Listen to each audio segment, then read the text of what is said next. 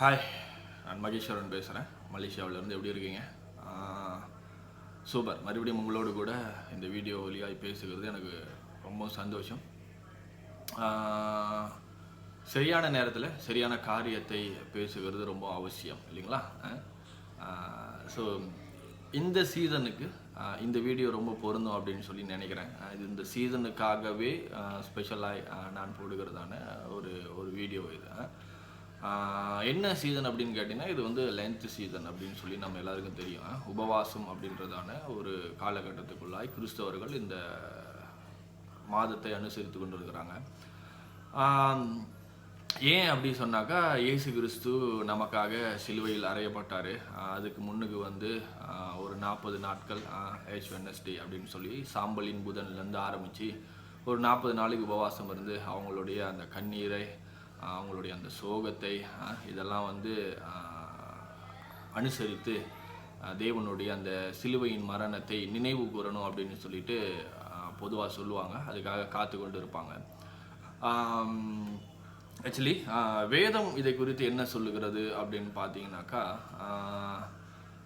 என்னை பொறுத்த வரைக்கும் வேதம் இதை குறித்து எதுவுமே சொல்லலை.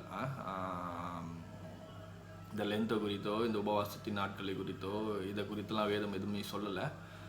நாம் பொதுவாக வந்து இமோஷ்னலில் நிறைய காரியத்தை முடிவெடுப்போம். அந்த மாதிரி வந்து இயேசுவின் மரணத்தையும் கொஞ்சம் இமோஷ்னலில் பார்க்கறதுனாலே நாமும் அதில் பங்கு கொள்ளணும், நாமும் அதை கொஞ்சம் அனுசரிக்கணும் அப்படின்னு சொல்லிட்டு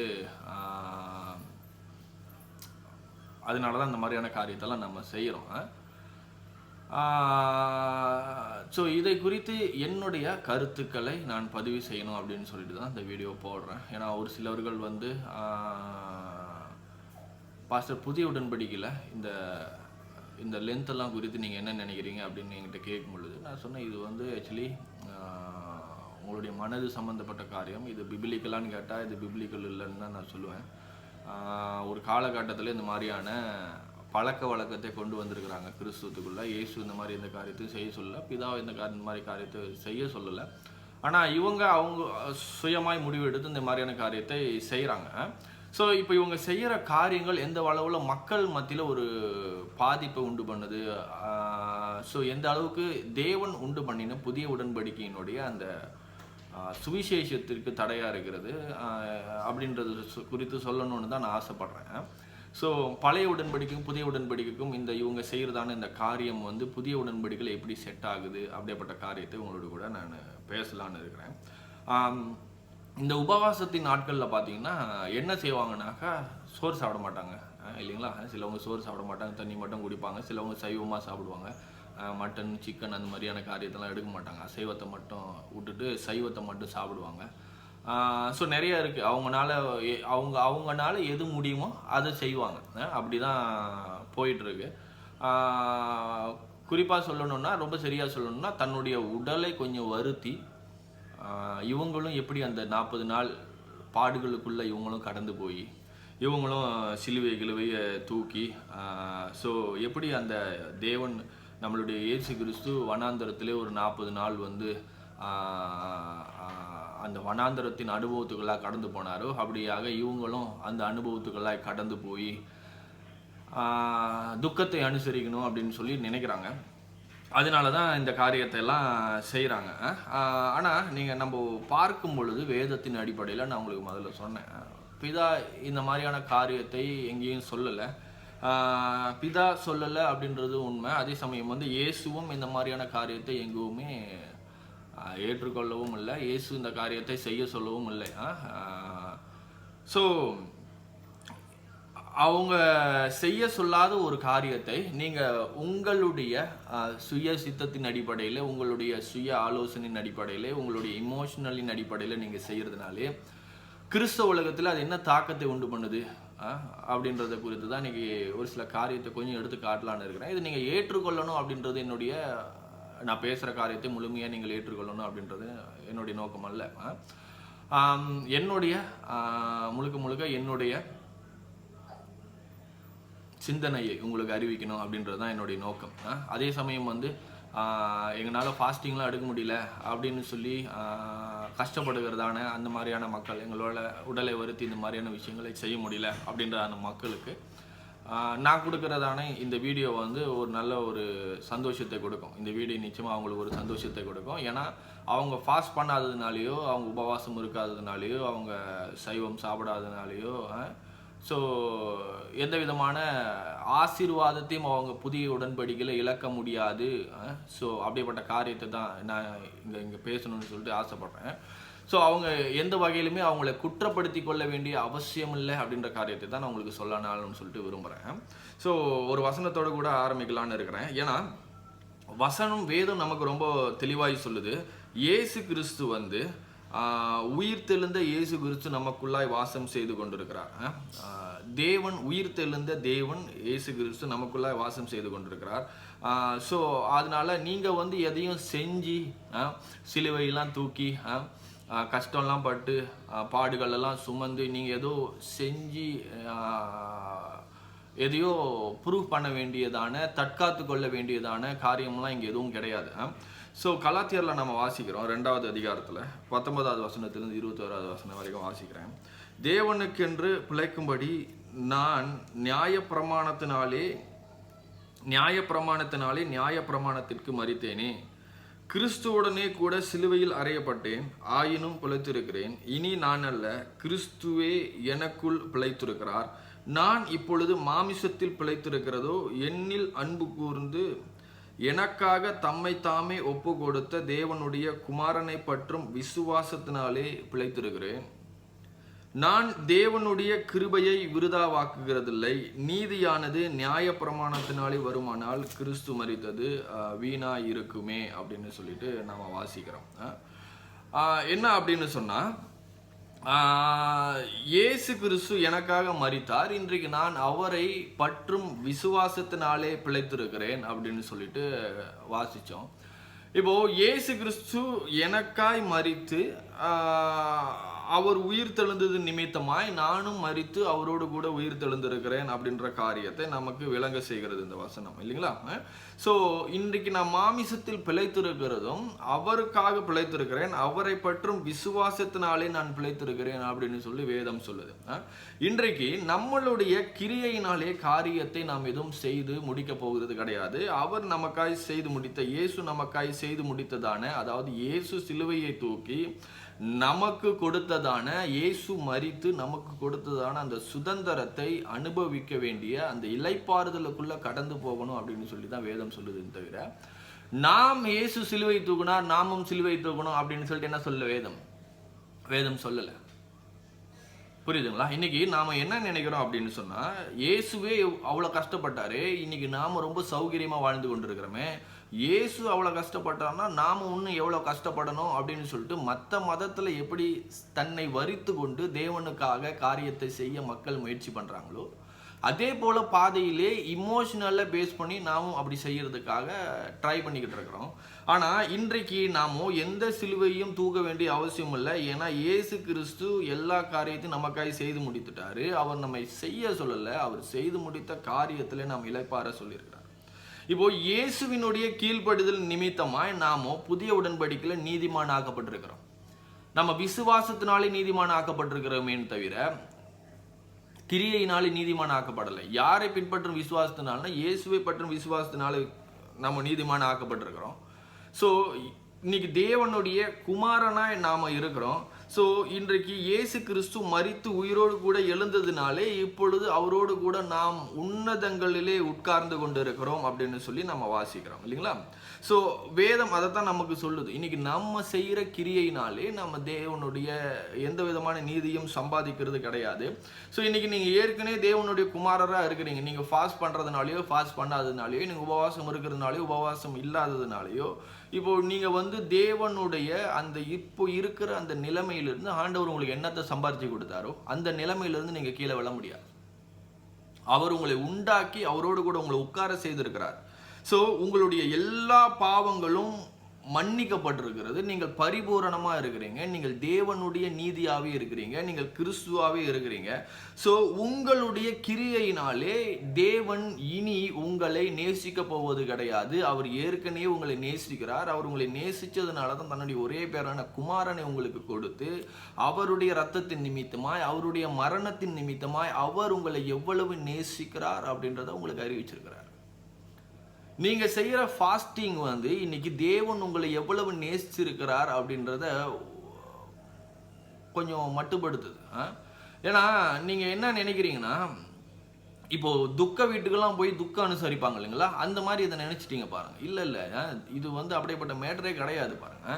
இது எதுவும் கருமாதிக்கு போயிட்டோ சாவுக்கு போயிட்டோ நீங்க வந்து துக்கம் அனுசரிக்கிற மாதிரி இயேசுவினுடைய மரணத்தை நீங்க அப்படி துக்கம் அனுசரிக்க வேண்டிய அவசியம் கிடையாது. இது வந்து செலிப்ரேஷனுடைய நாட்கள், இது கொண்டாட வேண்டியதான ஒரு நாட்கள். எப்போதும் சாப்பிட்றத காட்டிலும் இந்த மாசத்துல அதிகமாக சாப்பிடணும். ஏன்னா புதிய உடன்படிக்கை என்பது ஈஸ்டர்ல உங்களுக்கு தேவன் ஒரு மிகப்பெரிய வெற்றியை உங்களுக்கு விளங்க செய்திருக்கிறார். நீங்கள் யார் அப்படின்ற காரியத்தை, மனிதர்கள் யார் அப்படின்றத உங்களுக்கு புரிய வச்சிருக்கிறார். அதுதான் புதிய உடன்படிக்கை பாருங்க. ஆனால் இன்னைக்கு வந்து நாம மனிதர்கள் பொதுவாக அவங்களுடைய ஃபீலிங்க்கு ரொம்ப முக்கியத்துவம் கொடுக்கறதுனால, சத்தியத்தை அந்த அளவுக்கு கனம் பண்ணாததுனால, எப்பவுமே ஃபீலிங்கை சார்ந்ததான இமோஷனலுக்குள்ள அவங்க ரொம்ப கடந்து போய் கொண்டிருக்கிறாங்க. ஸோ நீங்கள் தேவனுக்குள்ளாய் பரிபூரணமாக இருக்கிறீங்க அப்படின்ற காரியம் உங்களுக்கு விளங்காததுனால தான் நீங்கள் நிறைய காரியத்தை வந்து உங்களுக்கு அதாவது நீங்கள் வந்து என்ன செய்றீங்கன்னாக்கா, அன்றைக்கி நம்ம கிறிஸ்துவ உலகத்தில் என்ன செய்ய ஆரம்பிச்சிட்டோம்னு சொன்னால், நமக்கு இந்த தேவனுக்குள்ள எந்த அளவுக்கு பரிபூர்ணமாக இருக்கிறோம் அப்படின்றது விளங்காததுனாலே அவருடைய அன்பை பெற்றுக்கொள்கிறதுக்கு ஏதோ ஒரு காரியத்தை மற்றவர்கள் போல நாமும் செய்ய ஆரம்பிச்சிட்டோம். ஸோ இந்த காரியம் வந்து நான் என்ன சொல்கிறேன்னா, இது உங்களுடைய டைமை வேஸ்ட் பண்ணுறதான ஒரு காரியங்கள், உங்களுடைய இருதயத்தை அதாவது ஸ்திரப்படுத்துகிறதான காரியம் கிடையாது. இந்த டைமை நீங்கள் வந்து வேற ஒரு காரியத்துக்கு நல்லா செலவு பண்ணலாம். ஸோ தேவனோடு கூட ஜெபிக்கிறதுக்கோ, தேவனோடு கூட வசனத்தை வாசிக்கிறதுக்கோ, அவரை குறித்து அறிந்து கொள்கிறதுக்கோ, மற்ற காரியங்களுக்கு இப்படிப்பட்ட நாட்களை, இப்படிப்பட்ட நேரத்தை நீங்கள் செலவு பண்ணலாம். அதை விட்டுட்டு நீங்கள் உபவாசத்துக்கு என்று நீங்கள் செலவு பண்ணி உங்களுடைய சரீரத்தை கெடுத்து கொண்டு நீங்கள் அப்படியே சோர்வாக போய் 40 நாள் யார்கிட்டும் பேசாமல் அப்படியே கவலையாக இருக்கிறதுனால எதுவும் ஒன்றும் வெட்டி கிழிக்க போகிறது கிடையாது. ஸோ கொஞ்சம் நல்லா புரிஞ்சுங்க. இன்னொரு வசனத்தை வாசிக்கலாம். கொலோசியர் 2வது அதிகாரம் 6லேருந்து 17 வரைக்கும் நான் வாசிக்கிறேன். கொலோசியர் 2வது அதிகாரம் 6லேருந்து 17 வரைக்கும். ஆகையால் நீங்கள் கர்த்தராகிய கிறிஸ்து இயேசுவை ஏற்றுக்கொண்டபடியே அவருக்குள் வேர் கொண்டவர்களாகவும் அவர் மேல் கட்டப்பட்டவர்களாகவும் அவருக்குள் நடந்து கொண்டு, நீங்கள் போதிக்கப்பட்டபடியே விசுவாசத்தில் உறுதிப்பட்டு ஸ்தோத்திரத்தோடு அதிலே பெருகுவீர்களாக. லௌகீக ஞானத்தினாலும் மாயமான தந்திரத்தினாலும் ஒருவனும் உங்களை கொள்ளை கொண்டு போகாதபடி எச்சரிக்கையாயிருங்கள். அது மனுஷர்களின் பாரம்பரிய நியாயத்தையும் உலக வழிபாடுகளையும் பற்றினதே அல்லாமல் கிறிஸ்துவை பற்றினதல்ல. என்ன சொல்றாரு அப்படின்னு சொன்னா, பாரம்பரியம் பாருங்க, இந்த மாதிரியான பாரம்பரியங்கள் வந்து உலகத்தினுடைய லௌகீக ஞானத்தை உடையதா இருக்கிறது தவிர இது கிறிஸ்துவை பற்றும் விசுவாசத்தினால இல்லை. உலகத்தில் அநேகமான மார்க்கம் இருக்கு, உலகத்தில் அநேகமான மதம் இருக்கு, உலகத்தில் அநேகமான கோட்பாடு இருக்கு, உலகத்தில் அநேகமான பண்டிகைகள் இருக்கு. இப்படியாப்பட்ட பண்டிகைகளும் இப்படியாப்பட்ட கோட்பாடுகளும் வந்து இன்றைக்கு வந்து நம்மளை கலங்கடித்து கொண்டிருக்கிறது, திசை மாறி நடந்து போக செய்ய கொண்டிருக்கிறது. அப்படியாப்பட்ட காரியத்திலிருந்து வந்தது தான் பாருங்க இந்த உபவாசம், இந்த மாதிரியான நாட்களும் வந்து உலகத்துல மக்கள் என்ன செய்யறாங்களோ அதையே பின்பற்றி நாமளும் அந்த ஒரு உணர்ச்சியின் அடிப்படையில் காரியத்தை செய்யும்படியாக தான் இன்னைக்கு கிறிஸ்தவ வாழ்க்கையும் கொண்டு போயிட்டு இருக்கிறோம். புரியுதுங்களா? ஸோ இந்த காரியத்துக்கும் கிறிஸ்துவை பற்றும் விசுவாசத்துக்கும் எந்த சம்பந்தமும் கிடையாது. இது உங்களை என்ன செஞ்சிடும்னா, பாதை விலகி நீங்கள் போகிறதுக்கு இது ஒரு சேனலாக, இது ஒரு வாய்க்காலாய் அமையும்னு வேதம் சொல்லுகிறது. உலகத்தினுடைய இந்த மாதிரியான காம்ப்ரமைஸ் பண்ணும் பொழுது, உலகத்தினுடைய கலாச்சாரத்தை, பாரம்பரியங்களை கிறிஸ்துவுக்குள்ளே கொண்டு வரும் பொழுது, தேவன் செய்து முடித்ததான காரியத்திலே ஒரு மிகப்பெரியதான இருக்கிற அந்த அஸ்திவாரத்தை இந்த காரியங்கள், இந்த மாதிரியான விஷயங்கள் குலைத்து போடுகிறது. இதனால என்ன வந்துருச்சு, நம்ம 40 நாள் சாப்பிடாம வந்தால் செத்து போக போகிறோமா அப்படின்லாம் நீங்கள் கேட்கலாம். நான் என்ன சொல்ல போகிறேன், நீங்கள் செத்து போக போகிறது கிடையாது, உண்மைதான். 40 நாள் முடிச்சு 41வது நாள் வந்தால் 1 மாதம் என்னத்தை தின்னா மாட்டீங்களோ அதெல்லாம் தின்றுவீங்க. ஓடுறது, பறக்கிறது, மேயறது எல்லாத்தையும் முடிச்சு பாருங்கள், ஒரே நாளில் சூப் வச்சு சாப்பிட்ருவீங்க போல இருக்கு பாருங்கள். சரி விடுங்க, அதை பற்றி பேச வேண்டாம். என்ன சொல்கிறேன்னு சொன்னால், நீங்கள் சாக போகிறது கிடையாது. ஆனால் ஒரு காரியத்தை சாகடித்து கொண்டிருக்கிறீங்க. என்னென்ன? கிறிஸ்துவை பற்றும் அந்த விசுவாசத்தினுடைய கோட்பாடுகளை சாகடித்து கொண்டிருக்கிறீங்க. உங்களுக்கு பின்னாடி வரக்கூடிய அந்த சந்ததிக்கு இதெல்லாம் செய்யலைன்னாக்கா தேவன் உங்களை நேசிக்க மாட்டார் அப்படின்றத சொல்லி கொடுக்குற மாதிரி சொல்லி கொடுத்து, அவங்களுடைய மனதில் தப்பான காரியத்தை விதைத்து, அவங்க தேவன் என்ன காரியத்தை, என்ன சுதந்திரத்தை செய்து கொடுத்துருக்கிறார் அப்படின்றத அவங்களுக்கு மறக்க பண்ணி, ஒரு காலகட்டத்திலே மதத்தின் அடிப்படையில் கிறிஸ்துவத்தை மாற்றிட்டோம். இது நமக்கு முன்பாய் நடந்த, ஒரு சில நூற்றாண்டுகளுக்கு முன்பாய் நடந்த இப்படிப்பட்ட சம்பவத்தினால தான் இன்றைக்கு கிறிஸ்தவ உலகத்தில் இயேசு கிறிஸ்து செய்து முடித்ததான அநேகமான காரியத்தில் நம்ம வெற்றி அடைய முடியல. அந்த காரியங்கள் என்ன அப்படின்னு சொல்லி நம்ம அறியாமல் இருக்கிறோம். தொடர்ந்து படிக்கிறேன். 9வது வசனம். ஏனென்றால் தேவத்துவத்தின் பரிபூரணமெல்லாம் சரீர பிரகாரமாகவே அவருக்குள் வாசமாயிருக்கிறது. மேலும் சகல துரைத்தனங்களுக்கும் அதிகாரத்துக்கும் தலைவராயிருக்கிற அவருக்குள் நீங்கள் பரிபூரணம் உள்ளவர்களாய் இருக்கிறீர்கள். அல்லாமலும் நீங்கள் கிறிஸ்துவை பற்றும் விருத்த சேதனத்தினாலே மாமிசத்துக்குரிய பாவ சரீரத்தை கலைந்து விட்டதினால் கையால் செய்யப்படாத விருத்த சேதனத்தை அவருக்குள் பெற்றீர்கள். ஞானஸ்தானத்தினே அவரோடு கூட அடக்கம் பண்ணப்பட்டவர்களாகும். அதிலே அவரை மரித்தோரிலிருந்து எழுப்பின தேவனுடைய செயலின் மேலுள்ள விசுவாசத்தினாலே அவரோடு கூட எழுந்தவர்களாகவும் இருக்கிறீர்கள். உங்கள் பாவங்களிலேயும் உங்கள் மாம்ச விருத்த சேதனம் இல்லாமையினாலேயும் மரித்தோர்களாய் இருந்த உங்களையும் அவரோடு கூட உயிர்ப்பித்து அக்கிரமங்கள் எல்லாவற்றையும் உங்களுக்கு மன்னித்து நமக்கு எதிரியடையாகவும் கட்டளைகளால் நமக்கு விரோதமாகவும் இருந்த கையெழுத்தை குலைத்து அதை நடுவில் இராதபடிக்கு எடுத்து சிலுவையின் மேல் ஆணி அடித்து துரைத்தனங்களையும் அதிகாரங்களையும் உரிந்து கொண்டு வெளியரங்கமான கோலமாக்கி அவைகளின் மேல் சிலுவையிலே வெற்றி சிறந்தார். ஆகையால் போஜனத்தை குறித்தும் பானத்தை குறித்தாவது பண்டிகை நாட்களாவது மாத பிறப்பையும் ஓய்வு நாட்களையும் குறித்தாவது ஒருவனும் உங்களை குற்றப்படுத்தாதிருப்பானாக. அவைகள் வருங்காரியங்களுக்கு நிழலாயிருக்கிறது. அவைகளின் பொருள் கிறிஸ்துவை பற்றினது. 16வது வசனத்துல ஒரு அழுத்தத்தை கொடுக்கிறேன். ஆகையால் போஜனத்தையும் பானத்தையும் குறித்ததாவது பண்டிகை நாட்களையும் மாத பிறப்பையும் ஓய்வு நாட்களையும் குறித்ததாவது ஒருவனும் உங்களை குற்றப்படுத்தாதிருப்பானாக. என்ன சொல்றாரு சொன்னா, இந்த பழைய உடன்படிக்கையில நாம் இருக்கும் பொழுது நமக்கு கட்டளங்கள் இருந்தது, பிரமாணங்கள் இருந்தது, நாம காரியங்களை கை கொள்ள வேண்டியது இருந்தது, இந்த மாதிரியான பண்டிகைகளை அனுசரிக்க வேண்டியது இருந்தது. ஸோ நிறைய காரியங்கள் உங்களுக்காக செய்ய வேண்டும் அப்படின்னு சொல்லப்பட்டது. ஆனா இன்று இது எல்லாமே என்ன சொல்றாருன்னா, இது எல்லாமே நிழலா இருக்கிறது கிறிஸ்துவுக்கு. இன்றைக்கு நீங்கள் கிறிஸ்துக்குள்ளாய் வந்ததுனாலே இதெல்லாம் பின்பற்ற வேண்டிய அவசியம் இல்லைன்னு சொல்றாரு. 14வது வசனத்துல அதான் பார்க்கிறோம். நமக்கு எதிரியா இருந்த கட்டளையை, அதாவது நமக்குன்னா நீங்களும் நானும் இல்லை, யூதர்களுக்கு என்ன காரியங்கள் எதிரியா இருந்ததோ, நியாயப்பிரமாணத்தினாலே எது தேவனை அடைய விடாமல் நடுவில் இருந்ததோ, அந்த நியாயப்பிரமாணத்தை இவர் என்ன செஞ்சார்? சிலுவையிலே அவர் மரித்தது நிமித்தமாய் நிறைவேற்றி எடுத்து போட்டு, இப்போ மனிதனையும் தேவனையும் கிரேக்கனையும் ரோமனையும் எல்லாரையும் ஒன்று சேர்த்துட்டாரு. யூதனம் என்றும் இல்லாமல் கிரேக்கன் என்றும் இல்லாமல் இப்போ எல்லாமே தேவனோடு கூட ஒரு ஒன்று சேர்த்துட்டாரு. ஸோ இயேசு கிறிஸ்து ஒன்று சேர்த்ததுனாலே இவர்கள் கடைபிடிக்க வேண்டிய, அனுசரிக்க வேண்டியதான இந்த மாதிரியான கட்டளைகள் நிமித்தமாக இருக்கிறதான எல்லா காரியத்திலும் எனக்கு விடுதலை கிடைச்சிருச்சு. ஸோ இது எல்லாமே கிறிஸ்துவை குறிக்கிறதான காரியமாக இருக்கிறது. ஸோ ஆகையினாலே இது இனி உங்களுடைய கிரியையினாலே நீங்கள் எந்த காரியத்தையுமே செய்து நீங்கள் தேவனை அடைய வேண்டும் அப்படின்றது ஒரு கட்டாயம் இல்லை அப்படி சொல்றார். புரியுதுங்களா? ஸோ இன்னைக்கு இந்த லென்த்தை அனுசரிக்கலைனாக்கா என்ன ஆகும்? தேவன் உங்களை நேசிப்பாரா, நேசிக்க மாட்டாரா? நேசிப்பார் அப்படின்னு சொன்னால் ஏன் தேவையில்லாமல் இந்த காரியத்தில் உங்களோட நேரத்தை செலவு பண்ணுறீங்கன்னு நான் கேட்குறேன்.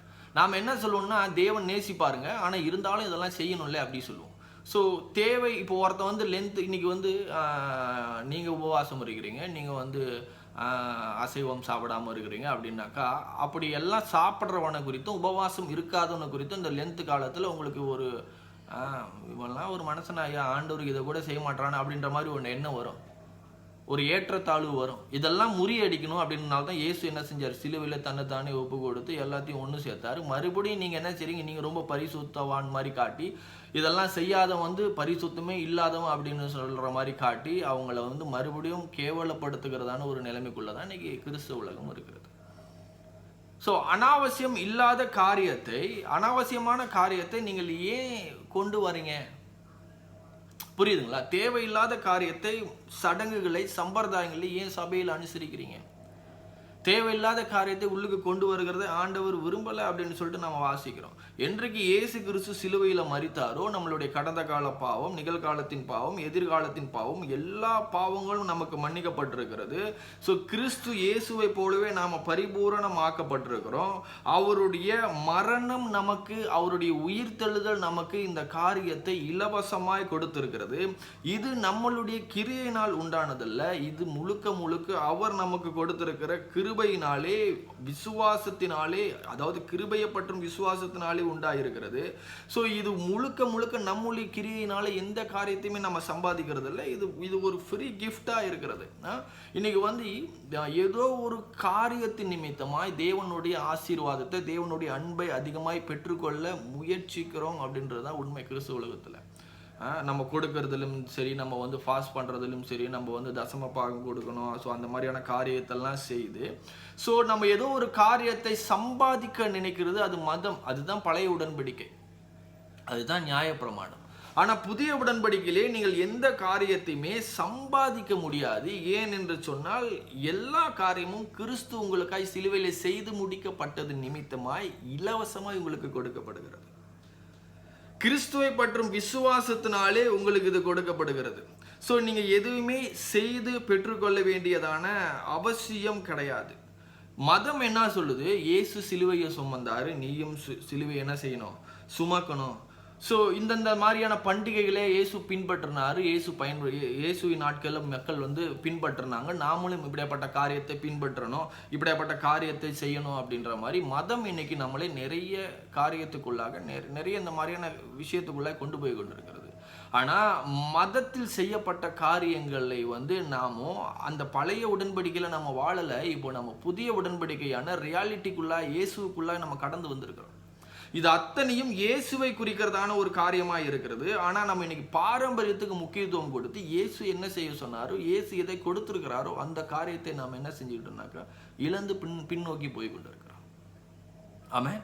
ஸோ நல்லா புரிஞ்சுங்க, இயேசு நமக்காய் பாடுபட்டது எதுக்காகன்னு சொன்னால், நாம் நித்திய ரட்சிப்பை அடையணும், நித்தியமான ஒரு மீட்பை பெற்றுக்கொள்ளணும், சந்தோஷமான வாழ்க்கையை வாழணும்னு சொல்லிட்டு தான் அவர் சிலுவையை தூக்கினார். அவர் மரணத்துக்குள்ளாய் கடந்து போனார்.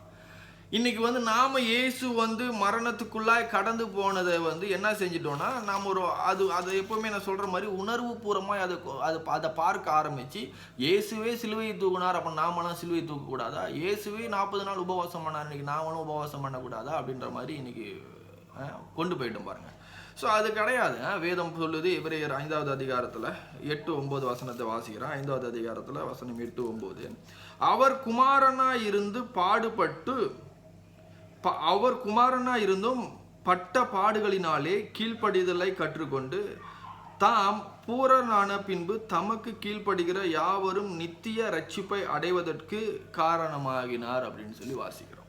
அவர் குமாரனாய் இருந்து அவர் பட்ட பாடுகளின் நிமித்தம் உங்களுக்கு இந்த மாதிரியான விசேஷமான காரியங்கள் கொடுக்கப்பட்டிருக்கேன் தவிர, நீங்கள் பாடுபடுகிற நிமித்தமாய் உங்களுக்கு இப்படிப்பட்ட காரியங்கள் கொடுக்கப்படலை. நீங்கள் பாடுபடுகிற நிமித்தமாகவோ, நீங்கள் உங்களை வருத்தி கொள்ளுகிற நிமித்தமாகவோ நீங்கள் எந்த விதமான ஆசீர்வாதத்தையும் பெற்றுக்கொள்ள போகிறது கிடையாது. உங்களை வருத்தி கொண்டு தேவனுடைய ஆசீர்வாதத்தை பெற்றுக்கொள்ளணும் அப்படின்றது மதம் சொல்லுகிறதான போதனை. இயேசுவினுடைய போதனை என்னன்னா, நான் உனக்காய் செய்து முடித்த, நான் உனக்கான எல்லா கஷ்டத்தையும் அனுபவிச்சதனுடைய நோக்கம் என்னன்னா, நீ வந்து ஃபுல் அண்ட் ஃபுல்லாக அந்த சுதந்திரத்தை நீ அனுபவிக்கணும் அப்படின்றதுனால தான் அவர் அந்த காரியத்தெல்லாம் செய்து முடித்தார். ஆனால் இன்றைக்கு வந்து அவர் பாடுபட்டார், நானும் பாடுபடணும், அவர் பாடுபட்டார், நானும் பாடுபடணும் அப்படின்னு சொல்லிட்டு அந்த மாதிரியான ஒரு கரீரத்துக்குள்ளான, அந்த மாதிரி ஒரு காரியத்துக்குள்ளாக நம்ம கடந்து போய் கொண்டிருக்கிறோம். ஸோ இயேசு நமக்காக அடிக்கப்பட்டார், அவர் நமக்காக வாதிக்கப்பட்டார். எதுக்காகன்னு சொன்னால், நாம் இலவசமாய் காரியத்தை பெற்றுக்கொள்ளணும் அப்படின்னு சொல்லிட்டு. ஸோ இன்னைக்கு இயேசுவை பின்பற்றுகிற நாம அவர் அடிக்கப்பட்டது போல நாமளும் அடிக்கப்படணும். அவர் எப்படி கஷ்டப்பட்டாரோ நாமளும் அப்படி கஷ்டப்படணும். அவர் எப்படி சோறு இல்லாமல் வேதனைப்பட்டாரோ நாமும் அப்படி சோறு இல்லாமல் வேதனைப்படணும் அப்படின்லாம் நினைக்கிறது கிறிஸ்தவம் கிடையாது. உண்மையிலே அவர் சந்தோஷப்படணும்னா அவர் உங்களுக்கு கொடுத்த அந்த மீட்பில் நீங்கள் முழுக்க முழுக்க அந்த அந்த சுதந்திரத்தை நீங்கள் அனுபவிக்கணும். அந்த இளைப்பாறுதலுக்குள்ளே நீங்கள் கடந்து போகணும். ஸோ நீங்கள் பார்த்தீங்கன்னாக்கா ஆண்டவர் எப்பொழுதுமே வேதத்தில் வந்து நீங்கள் உங்களை போஷித்து சந்தோஷப்படுகிற தேவனாக இருக்கிறாரேன்னு தவிர உங்ககிட்ட இருந்து புடுங்குற தேவனோ உங்களை பட்டினி போடுகிற தேவனோ அப்படி கிடையாது. வேதத்தில் நீங்கள் அப்படிப்பட்ட தேவனை பார்க்கவே முடியாது பாருங்க. அதெல்லாம் மனிதன் எடுக்கிறதான தீர்மானம். ஆனால் தேவன் அப்படிப்பட்ட காரியத்தை பார்க்கல. தேவன் அப்படி உங்களை செய்ய சொல்லலை. அவர் உங்களை போஷிக்கிறார், அவர் உங்களுக்கு விருந்து கொடுக்கிறார், அவர் உங்களை என்ன செய்கிறார், ஆசீர்வதிக்கிறார். உங்களை வயிறார அவர் என்ன செய்கிறாரு, பசியாற்றணும் அப்படின்னு தான் நினைக்கிறார். நாம தான் உணர்ச்சி பிரகாரமாக ஏதோ ஒரு சில காரியங்களிலே மாட்டிக்கொண்டு நம்ம தேவனுக்கு செய்கிறோம் அப்படின்னு நினச்சிக்கிட்டு இருக்கிறோம். நீங்கள் தேவனுக்கு செய்யலை, அதை செய்கிறது நிமித்தமாய் நீங்கள் என்ன செய்கிறீங்கனாக்கா செட்டிஃபை ஆகுறீங்க, நீங்கள் திருப்தி ஆகுறீங்க. அந்த கிரியின் நிமித்தமாய் உங்களுடைய மனசாட்சி திருப்தி ஆகுது. மனசாட்சி திருப்தி ஆகுறது நீங்கள் கடைசியில் என்ன நினச்சிக்கிறீங்க, இது நிமித்தமாய் தேவன் எனக்கு கூட ஆசீர்வதிப்பார்னு நினைக்கிறீங்களே, 1% கூட உங்களுக்கு கூட ஆசீர்வதிக்க மாட்டார். ஏன்னா அவர் ஏற்கனவே உங்களை ஆசீர்வதிச்சிட்டார். புரியுதுங்களா? ஸோ தேவன் உங்களை பரிபூரணமாய் பார்க்கிறார் கிறிஸ்துவுக்குள்ளாக. கிறிஸ்துவினுடைய கிரியை நிமித்தமாய் உங்களுக்கு என்ன சொல்றாருன்னா, நான் உனக்கு நேசிக்கிறேன் அப்படின்றத அவர் சொல்ல வர்றார். ஸோ பழைய உடன்படிக்கையிலே உபவாசம் பண்ணாங்க. ஏன் அப்படி சொன்னா, பழைய உடன்படிக்கையிலே பாவம் அப்படின்ற சிந்தனை இருந்தது. ஸோ அந்த பாவம் என்ற சிந்தனையிலே வெளியே வரணும் அப்படின்னு சொல்லிட்டு மக்கள் தன்னை ஒடுக்குனாங்க. பாவம் அப்படின்னு உணரும் பொழுது உபவாசம் பண்ணி ஜெபம் பண்ணுவாங்க. ஸோ இந்த மாதிரியான பழைய உடன்படிக்கையிலே பாவம் இருந்ததுனால உபவாசம் இருந்தது. ஆனால் புதிய உடன்படிக்கையிலே இன்றைக்கு நம்ம பாவிகளாக இல்லை, அதனால நம்ம உபவாசிக்க வேண்டிய அவசியமும் கிடையாது. புரியுதுங்களா? ஸோ இன்றைக்கு நாம பழைய உடன்படிக்கையில் இல்லை, புதிய உடன்படிக்கையில் இருக்கிறோம். புதிய உடன்படிக்கையில் பிறந்திருக்கிறோம். புதிய உடன்படிக்கையின் மக்களாக இருக்கிறோம். பழைய உடன்படிக்கை என்பது உங்களை உபவாசம் செய்ய சொல்லும். புதிய உடன்படிக்கை என்பது உங்களை விருந்தை அனுசரிக்க சொல்லும். அதனால தான் நான் ஒரு ஸ்டேட்மெண்ட் போட்டிருந்தேன் ஃபேஸ்புக்கில், old கவர்னன்ட் asked to fast but new கவர்னன்ட் asked to feast அப்படி சொல்லியிருந்தேன். புரியுதுங்களா? ஸோ இன்றைக்கு நீங்கள் விருந்துக்கு அழைக்கப்பட்டிருக்கிறீர்கள் தவிர நீங்கள் வந்து இன்றைக்கு உபவாசம் பண்ணுகிறதுக்கோ சாம்பலை தூக்கி மேலே போட்டிருக்கிறதுக்கோ ரெட்டு உடுத்திக்கிறதுக்கோ நீங்கள் இன்றைக்கு அழைக்கப்படவில்லை. ஸோ இன்றைக்கு வந்து நான் இதையும் செய்வேன் அப்படின்னு சொல்லி நீங்கள் கொண்டு வந்து கலவையாய் சேர்க்கக்கூடியதான காரியம் வந்து உங்களுடைய அறியாமையை காண்பிக்கிறது. நான் இது பழைய உடன்படிக்கையும் செய்வேன், புதிய உடன்படிக்கையும் செய்வேன், நான் வந்து கிரியையும் செய்வேன், விசுவாசிக்கவும் செய்கிறேன். ஸோ அப்படின்னு சொன்னீங்கன்னா உங்களுக்கு தேவனை குறித்ததான அறிவு இல்லைன்னு தவிர மற்றபடிக்கு எந்த காரியமும் எனக்கு சொல்ல தெரியல. புதிய உடன்படிக்கையில் தேவனை குறித்ததான அறிவில் நீங்கள் ஒன்று வளரணும் அப்படின்னு தான் நான் உங்களுக்காக ஜெபம் பண்ண வேண்டியதாக இருக்குது. பவுல் சொன்னது போல் கர்த்தரை அறிகிற அறிவிலே, தேவனுடைய அன்பை அகலத்தை ஆழத்தையும் உயரத்தையும் அறிகிற அறிவிலே இவர்கள் வளரணும்னு சொல்லி கேட்டது போல தான் இன்றைக்கி நானும் உங்களுக்காக ஜெபம் பண்ணணும்னு சொல்லி நினைக்கிறேன் பாருங்க. ஸோ மக்களுக்கு அந்த காரியம் புரிஞ்சிருச்சுன்னு சொன்னால், ஐயோ இவ்வளோ நாள் வேஸ்ட் பண்ணிட்டோமாப்பா, ஈஸ்டருக்கு முன்னுக்கு ஈஸ்டர் வர நாளை குறித்து எந்த அளவுக்கு சந்தோஷமாக அதை எண்ணி அதை கொண்டாடி இருக்கலாம் அப்படின்னு சொல்லிட்டு மக்கள் யோசிக்க ஆரம்பிப்பாங்க பாருங்கள். இன்றைக்கி வந்து தேவையில்லாமல் பாரம்பரியத்துக்குள்ளே கடந்து போய் தேவன் சிலுவையை சுமந்தார் நானும் சிலுவையை சுமக்கணும் அப்படின்ற மாதிரிலாம் டைலாக்லாம் விட்டுட்டு ஸோ அதெல்லாம் ஒன்றும் அவசியம் இல்லாத ஒரு காரியம். தேவன் சிலுவையை சுமந்தார். தேவன் வந்து உங்களை சிலுவையை சுமக்க நீங்கள் அழைக்கப்படவில்லை. பழைய உடன்படிக்கையிலே சீஷர்களை ஆண்டவர் சிலுவையை தூக்க சொன்னார். தன்னைத்தானே வெறுக்க சொன்னார். ஆனால் நீங்கள் இன்றைக்கு பழைய உடன்படிக்கையில் இல்லை. மறுபடியும் நான் சொல்கிறேன், நீங்கள் புரிஞ்சுக்க வேண்டியதான ஒரு விஷயம். சீஷர்களுக்கு விசேஷ வண்ணமாக ஒரு சில காரியங்கள் கொடுக்கப்பட்டிருந்து, ஒரு சில டாஸ்க்கு கொடுக்கப்பட்டிருந்து. பழைய உடன்படிக்கையின் மக்களுக்கு ஒரு உடன்படிக்கையினுடைய ஷிஃப்ட் இருந்தது. ஒரு புதிய உடன்படிக்கைக்குள்ள பிரவேசிக்க வேண்டியது இருந்தது. அவங்க பழைய உடன்படிக்கையில் பிறந்ததுனாலே ஒரு சில காரியத்தை அவர்கள் விட்டு வர வேண்டியது இருந்தது. இந்த மாதிரி விஷயங்கள் நிறைய இருந்தது. அதனால தான் அவர்கள் வந்து தன்னைத்தானே வெறுத்து சிலுவையை தூக்கணும் அப்படின்னு ஆண்டவர் சொன்னார். ஆனால் புதிய உடன்படிக்கையிலே இன்று நீங்கள் உயிரோடு கூட எழுப்பப்பட்டு, கிறிஸ்து உயிரோடு கூட எழுந்த நிமித்தமாய் நீங்கள் உயிரோடு கூட எழுப்பப்பட்டு இப்பொழுது அவரோடு கூட நீங்கள் உன்னதங்களிலே உட்கார்ந்து இருக்கிறீர்கள். ஸோ ஆக நீங்கள் உன்னதங்களிலே உட்கார்ந்து இருக்க வேண்டிய நீங்கள் உங்களை வெறுக்க வேண்டியதன் அவசியம் என்ன? சிலுவையை தூக்க வேண்டியதனுடைய அவசியம் என்ன? ஸோ அது வந்து பழைய உடன்படிக்கையில் சொல்லப்பட்ட காரியம், புதிய உடன்படிக்கையில் சொல்லப்பட்ட காரியம் அல்ல. புதிய உடன்படிக்கையிலே நீங்கள் ஆல்ரெடி நீதிமானாக இருக்கிறீர்கள், நீங்கள் அவரோடு கூட உன்னதத்தில் உட்கார்ந்து இருக்கீங்களா, அவருடைய ராஜ்யத்தில் பிரவேசித்திருக்கிறீர்கள். இது உங்களுக்கு முழுக்க முழுக்க கிருபையாய் இலவசமாய் கிஃப்டாய் கொடுக்கப்பட்டதான ஒரு காரியமே தவிர இது வந்து நீங்கள் செய்து பெற்றுக்கொள்ள வேண்டியதான காரியம் அல்ல. ஸோ நீங்கள் ஏற்கனவே இப்போ வேதத்தில் வாசிக்கிறோம், கிறிஸ்துக்குள்ளாய் நம்ம ஏற்கனவே என்ன செஞ்சிருக்கிறோம், ஞானஸ்தானம் எடுத்து நிமித்தமாய் மரித்திருக்கிறோம்னு சொல்லிட்டு யூதர்களுக்கு ஆண்டவர் சொல்றார். இப்போ மரித்த காரியத்துக்கு மறுபடியும் எப்படி பிழைப்பீங்க அப்படி சொல்லி கேட்கிறாரு. ஸோ பவுல் சொல்றாரு, அவரோடு கூட மரித்து, நம்ம கலாத்தியர்ல வாசிச்சது போல அவரோடு கூட மரித்து அவரோடு கூட உயிர் தெழுந்து இப்போ அவரோடு கூட பிழைத்து இருக்கிறோம். ஸோ நீங்கள் மறுபடியும் நீங்கள் வந்து உங்களுடைய கிரியையினாலே நீங்கள் தேவனை நீங்கள் சந்தோஷப்படுத்தவோ முடியாது. ஏன்னா அவர் ஏற்கனவே உங்கள் மேலே சந்தோஷமாக தான் இருக்கிறார். ஸோ நீங்கள் உங்களுடைய கிரியை நிமித்தமாக உங்களை பரிசுத்தப்படுத்தி கொள்ள முடியாது. நீங்கள் ஏற்கனவே பரிசுத்தமாக தான் இருக்கிறீங்க. நீங்கள் உங்களுடைய கிரியை நிமித்தமாக தீவியை சம்பாதிக்க முடியாது. ஏன்னா நீங்கள் தேவனுடைய நீதியாக தான் இருக்கிறீங்க, நீங்கள் தேவனுடைய அன்பாக தான் இருக்கிறீங்க. புரியுதுங்களா? ஸோ தேவன் இயேசு கிறிஸ்து ஒரு கடினமான ஒரு காரியத்துக்குள்ளாய், ஒரு காலகட்டத்துக்குள்ளாய் கடந்து போனார். அப்படியேப்பட்ட ஒரு வேலையை செய்தார், சிலுவையை தூக்கினார். எதற்குன்னா நீங்கள் அனுபவிக்கணும், நீங்கள் என்ஜாய் பண்ணணும் அப்படின்றதுனால. அவர் 40 நாள் உபவாசம் பண்ணார், அவர் 40 நாள் சோதிக்கப்பட்டார் அப்படின்னு சொன்னா ஆதாம் எந்த காரியத்தில்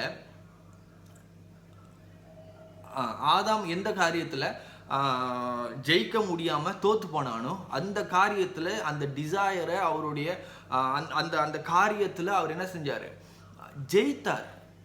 ஜெயித்து ஆதாம் தோத்தது நிமித்தமா எல்லாரும் தோத்து போனாங்க. இயேசு ஜெயித்தது நிமித்தமா இன்னைக்கு நம்ம எல்லாரும் என்ன செஞ்சிருக்கிறோம், ஜெயித்திருக்கிறோம் பாருங்க. ஸோ அவர் வந்து பட்டினியா இருந்தது, நீ பட்டினியா இருக்கணும், அதிக பட்டினியா இருக்கணும் அப்படின்றதுக்காக இல்லை, நீ விருந்துக்குள்ளாய் நீங்கள் சந்தோஷமாய் அனுபவிக்கணும் அப்படின்னு சொல்லிட்டு தான். ஸோ அவர் சாபமானதனுடைய நோக்கம் என்னன்னா, நீ நித்திய ஜீவனை பெற்றுக்கொள்ளணும், நீ ஆசீர்வதிக்கப்படணும் அப்படின்றதுனால தான். நீங்க அவர் கிராஸை தூக்குனதனுடைய காரணம் என்ன அப்படின்னு சொன்னா, நீங்க அவரோடு கூட உன்னதங்களை உட்காரணும், நீங்களும் கிராஸை தூக்கணும் அப்படின்றதுக்காக இல்லை. ஸோ இது எல்லாம் தேவன் செய்து முடித்ததான காரணத்தை அனுபவித்து அவர் உங்களுக்காக என்ன செஞ்சிருக்கிறாரோ அதை பக்காவா சந்தோஷமா அனுபவிங்க. நீங்களும் அவர் செய்த காரியத்தை தேவையில்லாம போயிட்டு அப்படியே மௌனமா இருக்கணும், சாம்பலை போட்டுக்கணும், அந்த மாதிரி விஷயங்கள்லாம் இல்லை. மதத்தினுடைய கோட்பாடுகளுக்குள்ள மறுபடியும் கடந்து போயிடாதீங்க. நம்ம லூக்கா எழுதின சுவிசேஷத்துல வாசிக்கிறோம். வாங்க அந்த கடைசி அந்த சொல்லி இந்த வசனத்தோடு கூட முடிக்கிறேன். லூக்கா எழுதின சுவிசேஷத்துல 15வது அதிகாரம் 22 to 24 வரைக்கும் வாசிக்கிறேன். அப்பொழுது தகப்பன் தன் ஊழியக்காரரை நோக்கி, நீங்கள் உயர்ந்த வஸ்திரத்தை கொண்டு வந்து இவனுக்கு உடுத்தி இவன் கைக்கு மோதிரத்தையும் காலுக்கு பாதரட்சியும் போடுங்கள், கொழுத்த கன்றை கொண்டு வந்து அடியுங்கள், நாம் புசித்து சந்தோஷமாக இருப்போம். என் குமாரனாகிய இவன் மரித்தான், திரும்பவும் உயிர்த்தான், காணாமற் போனான், திரும்பவும் காணப்பட்டான் என்றார். அப்படியே அவர்கள் சந்தோஷப்பட தொடங்கினார்கள் அப்படின்னு சொல்லி வாசிக்கிறோம்.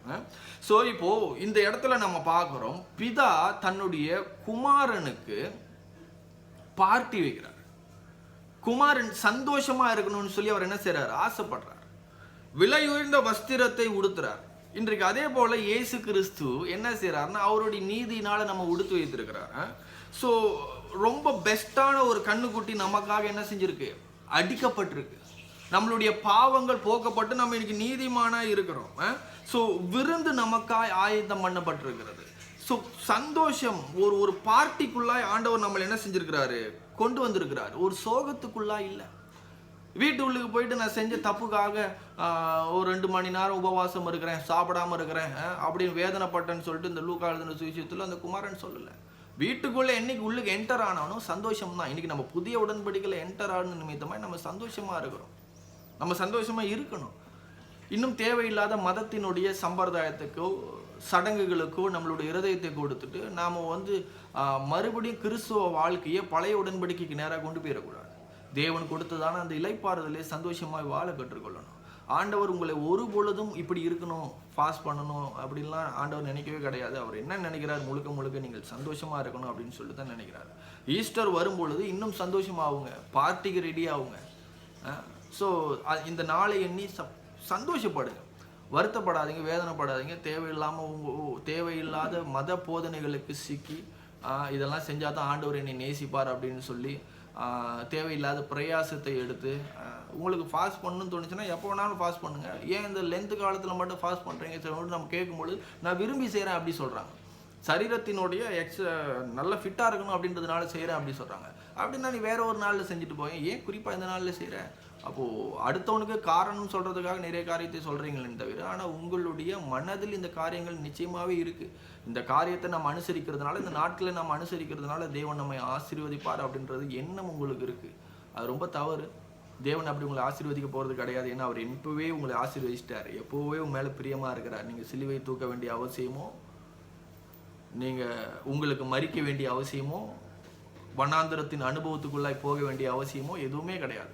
அவர் உண்டு பண்ணதான அந்த பார்ட்டிக்குள்ளே போய் உங்களை நீங்கள் அவருடைய சந்தோஷத்தில் நீங்கள் பங்கு கொள்ளுங்கள். சரிங்களா? கர்த்தர் உங்களை ஆசீர்வதிப்பார், ஆசீர்வதித்திருக்கிறார். இந்த அருமையாக வெயிட் பண்ணிகிட்டு இருக்கிற இந்த கிறிஸ்மஸ் பண்டிகை ரொம்ப சந்தோஷமாக கொண்டாடுங்க. உபவாசம் பண்ணி கொண்டு இருந்தீங்கன்னா உங்களை நான் ஏதோ தப்பாக சொல்கிறேன்னு நினைக்காதீங்க. எனக்கு தெரிஞ்ச காரியத்தை இங்கே பதிவு பண்ணியிருக்கிறேன். ஸோ கர்த்தர் உங்களை நேசிக்கிறார். உபவாசம் பண்ணுறவங்களும் உபவாசம் பண்ணாதவங்களும் தேவன் நேசிக்கிறார், ஈக்குவலாக நேசிக்கிறார். So God bless you. Bye. Thank you.